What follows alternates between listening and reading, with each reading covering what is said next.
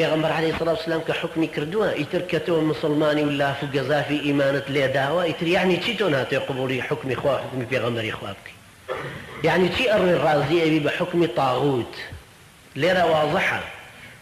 لاف و گەزاف لێدان شتێکە و تەحاکم کردن شتێکی ترە چونکە تەحاکم برایانی خۆم تەحاکم عیبادەتە یعنی چۆن ئێمە دانیشتوین یادی خوای پەروەردگارەکەین و ذکریەکەین بعبادة ومان حسابه شون تسبيحاتكين ومان حسابه بذكر بعبادة بهمان شيوش كأتشين حكمي خواي پروردگار لنا وبيني خوانا تطبيقكين ايش ديسان بعبادة ومان حساب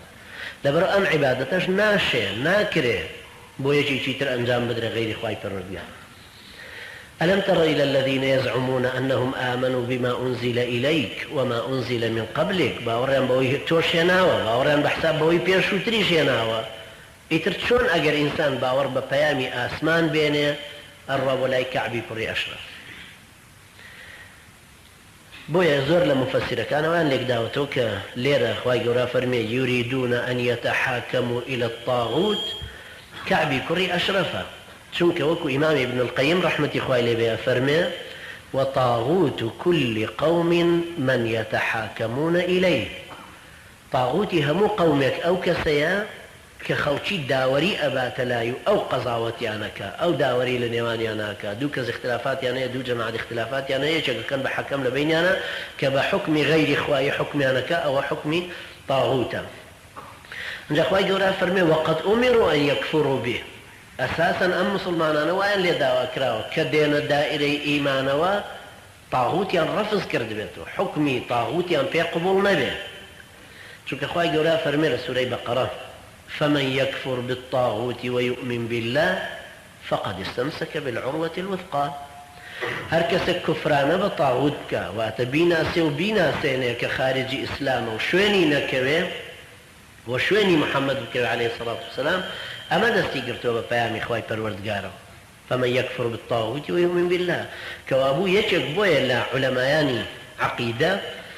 كباسي مرجكاني لا إله إلا الله ينكردوها ونمونا يچك لمرجكان علمه وكو خواي پروردگار سورة محمد آياتي نوزدأ فرمي فاعلم أنه لا إله إلا الله لحديث صحيح مسلم اجدهاتو لبابي إيمانا فرمي من مات وهو يعلم أنه لا إله إلا الله دخل الجنة هركسك كمعناي لا إله إلا الله كبزانه طبعا هو فقط علمك علم ويقين وقبول واستسلام وانقياد وصدق ومحبة وهروها هندقش لعلماء وتيانك كفر بطاغوتيش شرطي تري إيمانا فمن يكفر بالطاغوت ويؤمن بالله فقد استمسك بالعروة الوثقى لا انفصام له ويريد الشيطان أن يضلهم ضلالا مبينا لكاتك أمانك روشتون ولا داوريان بردوت لا حكمي غيري حكمي إخوة وبيغمبري إخوة مفروض بو أمان تكفيري أو طاغوت بكن نجبرا بيكن بحاكم كوابو كي لإنساني مسلمان وشيطو إيمان يشبينه بروا أو اشتشبه